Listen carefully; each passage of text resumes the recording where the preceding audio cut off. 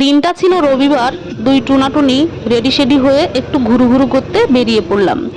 তো মাঝে মাঝে ঘুরু করলে নিজেদের মন মেজাজ ভালো থাকে। তো দেখো অটোতে বসে যাচ্ছি আর অটোর ভেতরে গান চলছে, ভীষণ এনজয় করছি।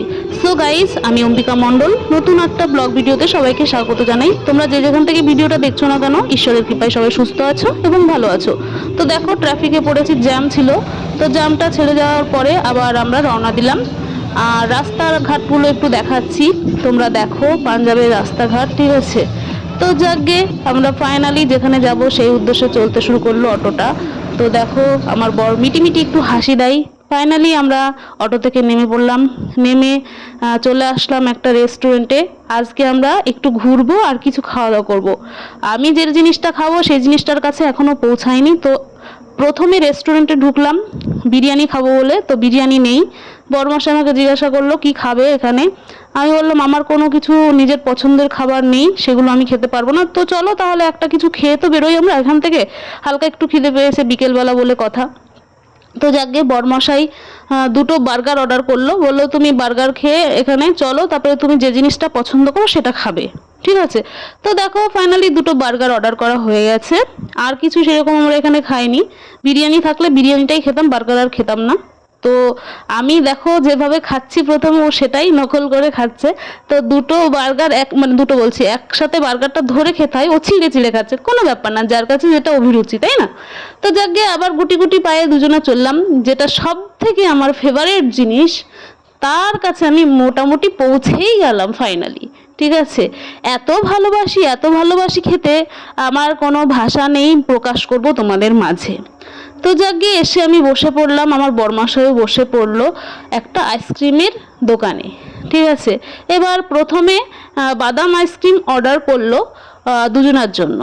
তো দেখতে থাকো আমি কি অবস্থা করি দোকানে আসলে। বাচ্চারা আর কি জেদ করে, তার থেকে ভীষণ জেদ আমি করি আইসক্রিমের দোকানে আসলে।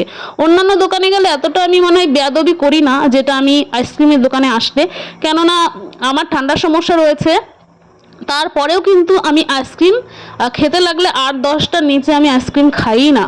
তো আমার বরমশাই এক গ্লাসই খায়। তো দেখো বরমশাই খেতে শুরু করে দিল। এটা হচ্ছে বাদামের আইসক্রিম, এর ভেতরে পেস্তা, আলমন্ড, তারপরে কাজু সব কিছু দেওয়া থাকে। ফ্লেভারটা কিন্তু ভীষণ সুন্দর, ঠিক আছে। আর কি কি দেওয়া থাকে আমারও তো জানা নাই, আমার খাওয়া নিয়ে কথা।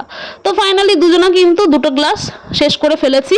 আমার এতে তো হবে না, আর আমি সব ভিডিও ক্যাপচার করিনি। তোমরাই বলবে দিদি ভাই তুমি এত আইসক্রিম খাও, তোমরাই বকা দেবে আমার ভালোর জন্যই, ঠিক আছে।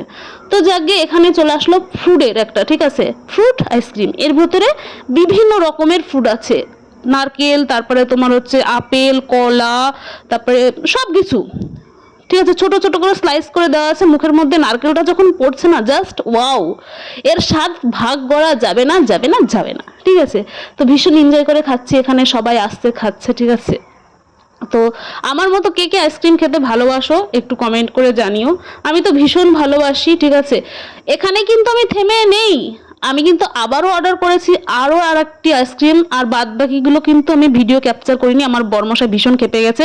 লাস্টে টেনে হিস্ট্রে কিন্তু আমাকে বাড়িতে নিয়ে গেছে, কারণ ওইগুলো আমি ভিডিও করিনি, সেটা করার মতো নয়। তো যাকে কে কোথায় থেকে ভিডিওটা দেখেছো একটু আমাকে কমেন্ট করে জানিও, তাহলে তোমাদের নাম নিতে সুবিধা হবে। যারা যারা এতক্ষণ ফুল ওয়াচিং করেছে তাদেরকে অসংখ্য ধন্যবাদ। ভালো থেকো, নেক্সট কোনো ভিডিওতে দেখা হবে। লাইক কমেন্ট শেয়ার করতে ভুলো না। চলো টাটা, আজকের মতো এই পর্যন্ত।